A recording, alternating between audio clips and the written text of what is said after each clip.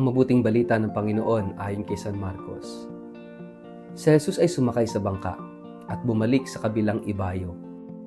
Nasa baybayin pa lamang siya, nang lawa ay dinumog na siya ng napakaraming tao. Naroon din ang isang tagapamahala ng sinagoga na ang pangalan ay Jairo. Pagkakita kay Jesus, siya'y lumuhod sa paanan nito at nagmakaawa. Nag-aagaw buhay po ang anak kong dalagita, maawa po kayo. Sumama kayo sa akin at ipatong ninyo sa kanya ang inyong kamay upang siya ay gumaling at mabuhay. Sumama naman si Jesus, ngunit sumunod din sa kanya ang napakaraming tao, kaya't halos maipit na siya. Kasama rin doon ang isang babaeng 12 taon nang dinurugo. Hirap na siya sa sakit na iyon. At marami ng doktor ang sumuri sa kanya. Naubos na ang kanyang ari-arian sa pagpapagamot, ngunit hindi pa rin siya gumagaling. Sa halip, lalo pang lumala ang kanyang karamdaman. Nabalitaan niya ang tungkol kay Jesus, kaya't nakipagsiksikan siya hanggang sa makalapit sa likuran ni Jesus at hinipo ang damit nito. Sapagkat iniisip niyang mahipo ko lang ang kanyang damit, gagaling na ako. Agad niyang tumigil ang kanyang pagdurugo at naramdaman niyang magaling na siya. Naramdaman agad ni Jesus na may kapangyarihang lumabas sa kanya. Kaya't bumaling siya sa mga tao at nagtanong, "Sino ang humipo sa aking damit?" Sumagot ang kanyang mga alagad, "Nakikita po ninyong napakaraming nagsisiksikan sa paligid ninyo. Bakit pa ninyo itinatanong kung sino ang humipo sa damit ninyo?" Subalit lumingon-lingon si Jesus upang tingnan kung sino ang humipo sa damit niya. Palibhasa'y alam ng babae ang nangyari. Siya'y nanginginig sa takot na lumapit kay Jesus, nagpatira pa at ipinagtapat ang buong katotohanan. Subalit, sinabi sa kanya ni Jesus, "Anak, pinagaling ka ng iyong pananampalataya. Umuwi ka na at ipanatag mo ang iyong kalooban. Ikaw ay magaling na." Habang nagsasalita pa si Jesus, may ilang taong dumating mula sa bahay ni Jairo. "Patay na po ang inyong anak. Huwag na po ninyong abalahin ng guro," sabi nila. Ngunit nang marinig ito ni Jesus, sinabi niya kay Jairo, "Huwag kang matakot. Manampalataya ka lamang." At hindi pinayagan ni Jesus na sumama sa kanya ang mga tao maliban kina Pedro at ang magkapatid na Santiago at Juan. Nang dumating sila sa bahay ni Jairo, nakita ni Jesus na nagkakagulo ang mga tao. May mga nagiiyakan at nananaghoy. Pagpasok niya ay kanyang sinabi, "Bakit kayo nagkakagulo at nagiiyakan? Hindi patay ang bata. Siya'y natutulog lamang." Dahil sa sinabi niya, pinagtawanan siya ng mga tao. Subalit pinalabas niya ang lahat maliban sa 3 alagad at sa magulang ng bata. At pumasok sila sa kinaroroonan ng bata. Hinawakan ni Jesus ang kamay ng bata at sinabi, "Talita kum," na ang ibig sabihin, "Ining, bumangon ka." Noon di bumangon ang bata at lumakad, at labis na namangha ang lahat. Ang batang ito'y 12 taong gulang na. Mahigpit na ipinagbili ni Jesus na huwag nilang sasabihin kanino man ang nangyari. Pagkatapos iniutos niyang bigyan ng makakain ang bata. Ang mabuting balita ng Panginoon. Word of the day, hear what God has to say.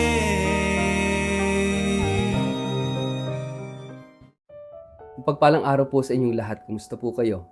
Ang ating word of the day ay faith. May mga sandali sa buhay na tila sabay-sabay dumarating ang takot, pag-asa at pananampalataya. May mga pagkakataong ang puso ay hinahatak ng desperasyon, ngunit ang kaluluwa ay patuloy na kumakapit. Ganito ang himig ng Ebanghelyo ngayon, isang kwento ng 2 sugat, 2 pag-asa at iisang ugat ng kaligtasan. Isang salita ang kayang yakapin ang buong pangyayaring ito, at yan ay pananampalataya. Sa simula, si Jairo, isang pinuno ng sinagoga, ay lumapit kay Jesus. Isang lalaking may posisyon, may dangal, may otoridad, ngunit sa harap ng karamdaman ng kanyang anak, ang lahat ng ito'y nawalan ng saysay. Lumuhod siya at nagsumamo. Dito nagsisimula ang pananampalataya. Sa pagkilalang may hangganan ng ating kapangyarihan at may mas dakila tayong kailangan. Ang pananampalataya ay hindi kahinaan. Ito ay lakas ng loob na aminin ang ating pagkukulang at magtiwala sa Diyos. Habang patungo sila sa bahay ni Jairo, may isa pang kwento ang sumingit. Isang babaeng 12 taon ng dinudugo, 12 taon ng sakit, hiya, pag-iisa, at pagkakait ng dignidad. Sa mata ng batas at lipunan, siya ay marumi. Sa mata ng Diyos, siya ay anak. Hindi siya sumigaw, hindi siya humarang. Tahimik siyang lumapit at hinipo ang laylayan na kasuotan ni Jesus. Kung mahipo ko lamang ang kanyang damit, gagaling ako. Ito ang pananampalatayang nagmumula sa malalim na pagnanais na mabuhay.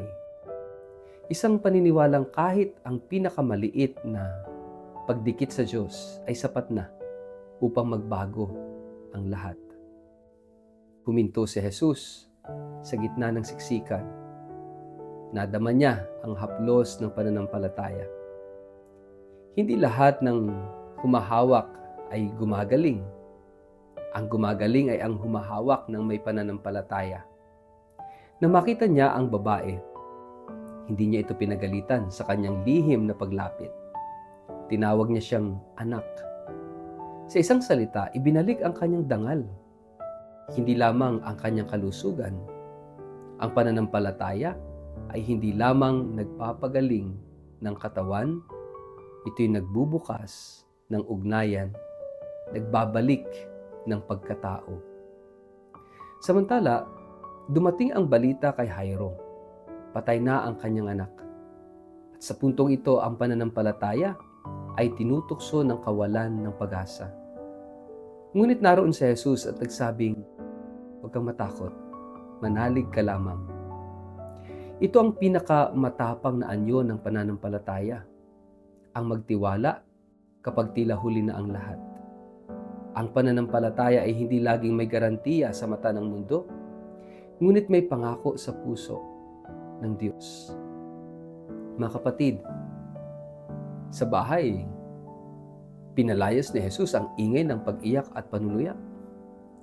Dinala niya ang mga magulang at ilang alagad sa silid ng bata, hinawakan niya ang kamay at sinabi, "Talita cum." Bumangon ang bata, muling umikot ang buhay, at dito natin nakikita na ang pananampalataya ay nagbubukas ng espasyo para sa himala. Hindi bilang palabas, kundi bilang pagbabalik ng buhay kung saan nanaig ang kamatayan. Ngayong kapistahan ni San Blas, ibanghelyong ito ay nagkakaroon ng dagdag na lalim. Kilala si San Blas bilang tagapamagitan sa mga karamdaman ng lalamunan, isang santo ng pagpapagaling. Ngunit higit sa pisikal na lunas, ang kanyang buhay at pagkamartir ay patunay ng pananampalatayang hindi bumibitaw kahit sa harap ng panganib. Ang pagpapagaling na hinahanap ng Diyos ay laging buo, katawan at kaluluwa, panglabas at pangloob. Sa isang mas malalim na pagninilay dito, ang dalawang kwento ay salamin ng ating sariling paglalakbay. May mga panahon na tayo'y tulad ni Jairo, may responsibilidad, may mahal sa buhay, at may takot na mawala ito. May mga panahon ding tayo tulad ng babae, tahimik na naghihirap, dala ang sugat na hindi nakikita. Umaasang kahit isang haplos lamang ay sapat na. Sa parehong kalagayan, iisa ang paanyaya: manalig. Ang pananampalataya ay hindi sukat ng lakas ng loob, kundi ng katapatan ng puso. Hindi nito inaalis agad ang sakit o takot, ngunit binibigyan nito ang sakit at takot ng kahulugan at ng direksyon. Ang pananampalataya ay hindi pagtakip sa problema. Ito ay pagharap dito kasama ang Diyos. Sa ating panahon, marami ang naghahanap ng agarang lunas, pisikal, emosyonal, espiritual. Ngunit ang Ebanghelyo ay nagpapaalala na ang tunay na pagpapagaling ay nagsisimula sa ugnayan. Kapag ang pananampalataya ay naging tulay sa pagitan ng ating sugat at ng Diyos, doon nagaganap ang pagbabago. Minsan, agad. Minsan, dahan-dahan. Minsan sa paraang hindi natin inaasahan. Ngunit laging totoo ang pangako. Ang pananampalataya ay hindi nabibigo. Sa huli, ang Ebanghelyo ngayon ay nag-iiwan ng tanong na hindi maiiwasan. Sa harap ng aking mga sugat at takot, kanino ako lalapit? Sa aking lakas ba? Sa ingay ng mundo? O sa Diyos na handang huminto, makinig, humawak at magbigay buhay? Kaya magandang pagnilayan natin ito Sa anong bahagi ng ating buhay, tayo inaanyayahang magtiwala ng mas malalim. Kahit tila huli na o wala ng pag-asa. Sa ngalan ng Ama at ng Anak at ng Espiritu Santo. Amen. Panginoong Jesus, Ikaw ang bukal ng buhay at kagalingan. Sa gitna ng aking mga takot at sugat, turuan mo akong manalig.